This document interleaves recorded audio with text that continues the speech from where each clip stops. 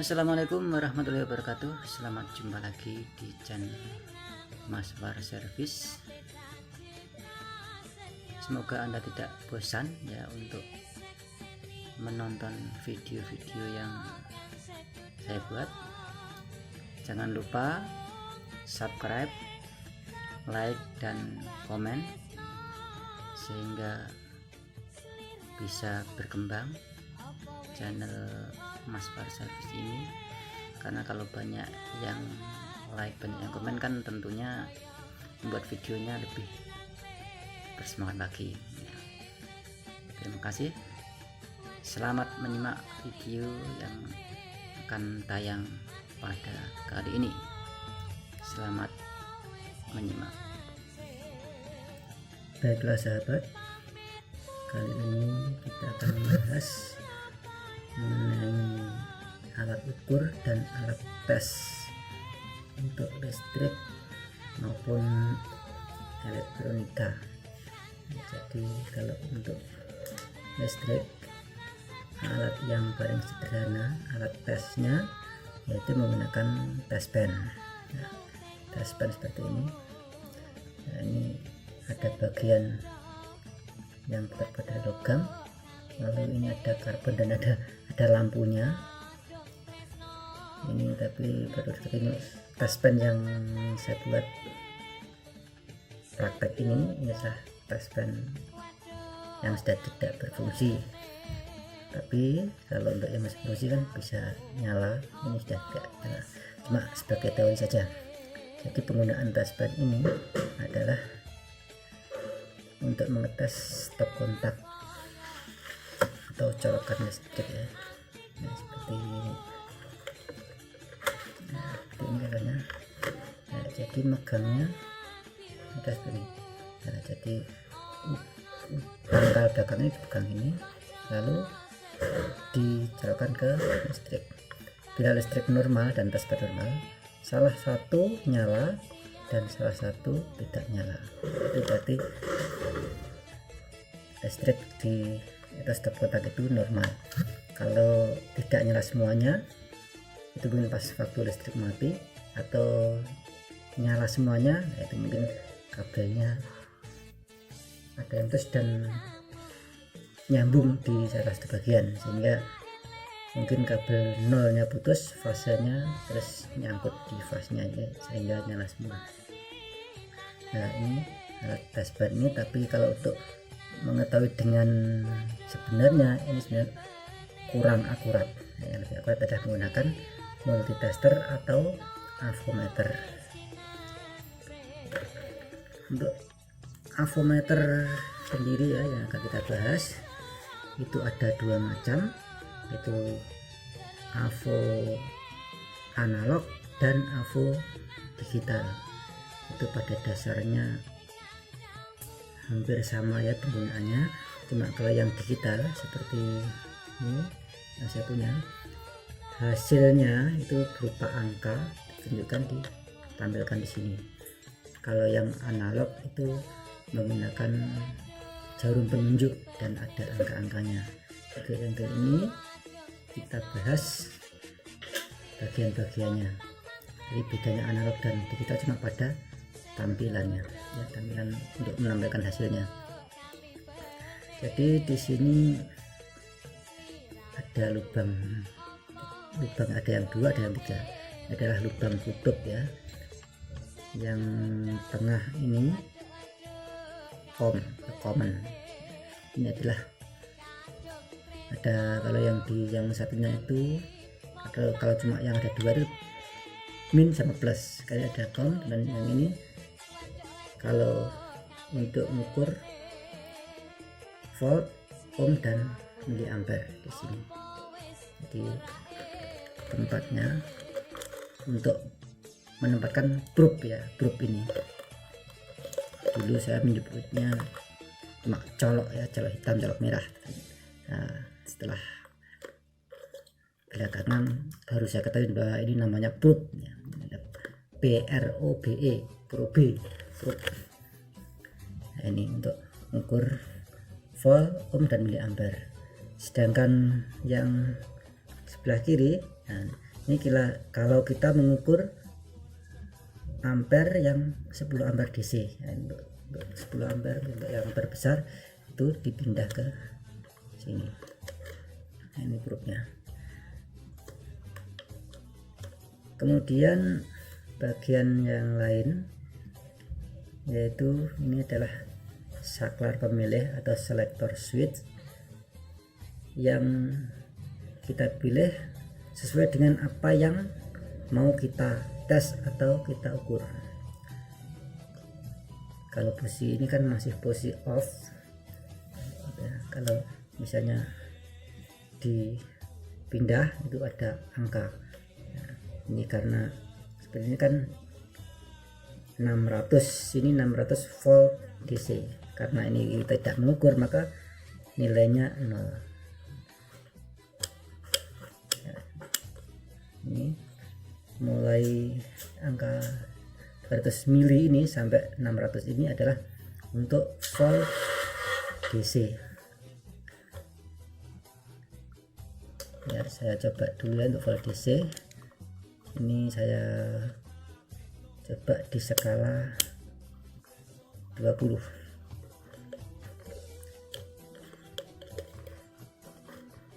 Skala 20 karena gelap. Nah, ini ada namanya tombol backlight. Ini untuk ya, menyalakan. Kalau posisi gelap dinyalakan itu bisa nyala. Tidak untuk lampunya. Bila agak lama ya lagi. Ini akan mengukur baterai kecil yang probe hitam itu di kutub minnya baterai. Nah, terbaca lagi ya. 1,53 ya, 1,5 volt ya. Dan bila kita lepaskan 0, tapi ada yang namanya di sebelah ini tombol hold ya. Nah, ini tombol hold. Ini adalah apabila kita tekan, ini akan hasil yang kita ukur itu akan diam, hold. Jadi HOLD ya, hold.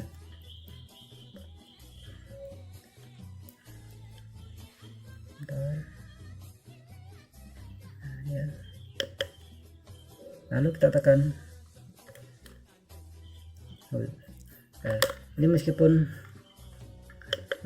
baterai sudah kita lepas, ini hasilnya masih tetap kelihatan. Ini biasanya kita membuat sedang praktek untuk memasukkan data ya, tapi setelah diukur ditekan dulu ini sehingga kita sempat mencatat.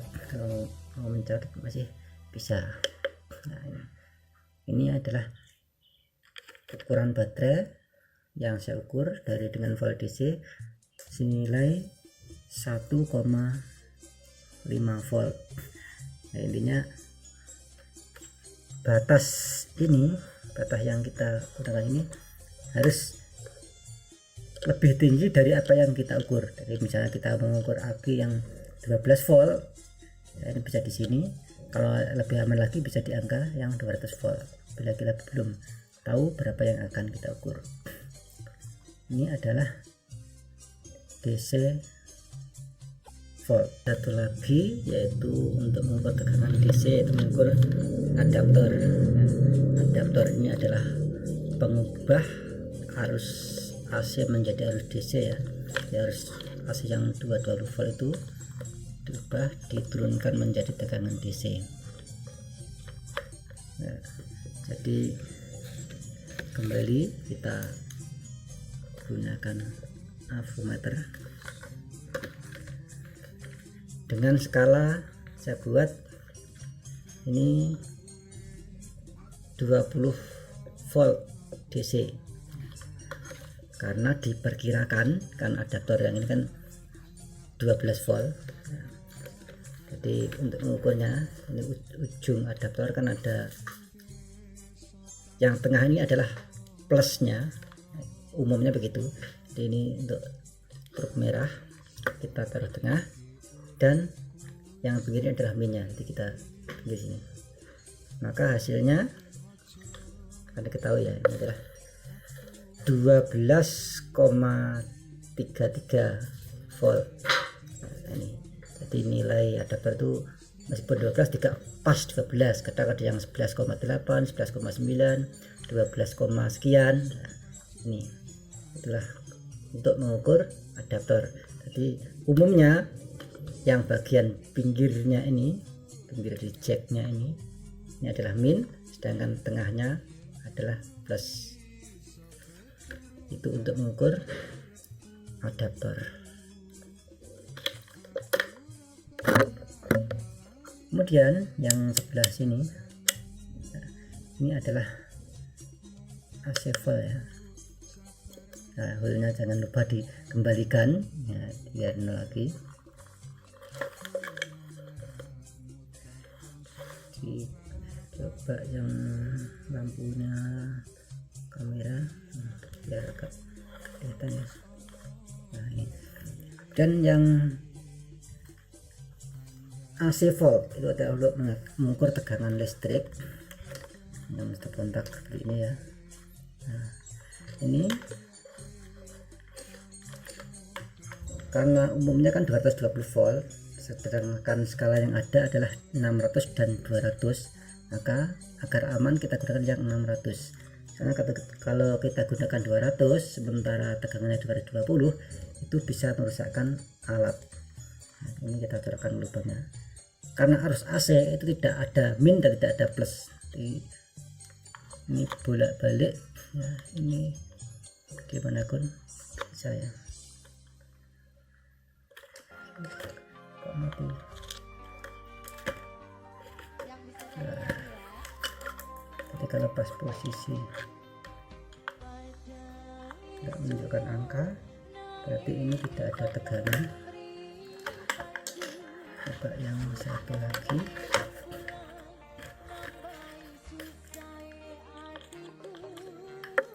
Nah, ini menunjukkan 232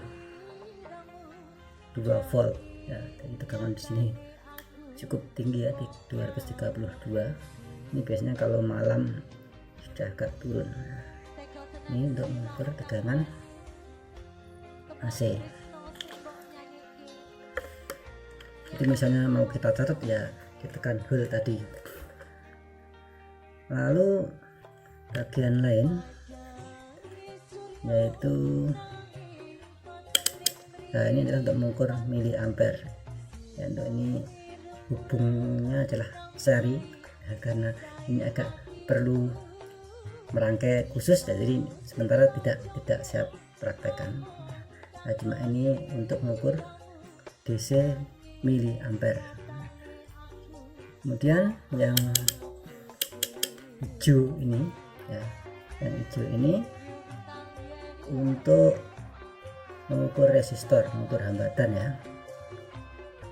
Jadi misalnya resistor itu tegangan hambatannya berapa ohm, berapa kilo ohm, itu menggunakan yang di sini. Dan ini ada yang buzzer ya, buzz.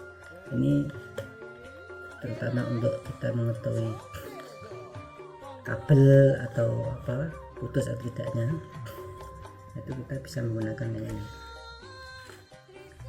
Ini kalau kita hubung langsung, nah, itu kan nyambung. Sama juga kabel atau misalnya contohlah solder. Tapi kalau solder kan mempunyai nilai hambatan ya, cuma kita ingin mengetahui apakah ini putus atau tidak, itu bisa juga menggunakan ini. Nah, itu kan ada nilainya. Nah, karena ini nah ini adanya, jadi tidak putus itu. Jadi fungsi dari AVO digital ini semua sudah dibahas ya, mulai dari belum ya, masih ada satu. Ini ada HFE, ini adalah untuk mengukur mengetahui berapa HFE dari transistor. Ini untuk transistor NPN dan PNP. Nah, tapi karena saya belum pernah membahas masalah transistor di video saya, jadi akan sementara tidak kita bahas dulu.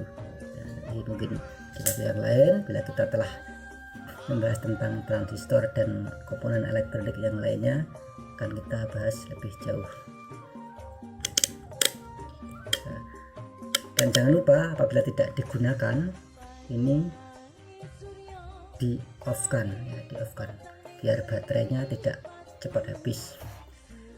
Dan bagi para pemula ini sebenarnya saya tidak merekomendasikan untuk yang alat digital ya. Kalau untuk yang bagi pemula saya sarankan untuk menggunakan AVO yang analog saja. Itu istilahnya lebih mudah dimengerti kalau masih kita masih mula untuk mengukur sesuatu, meskipun ada rumus-rumusnya tertentu ya, tapi bila masih pemula saya sarankan untuk menggunakan AVO yang analog saja.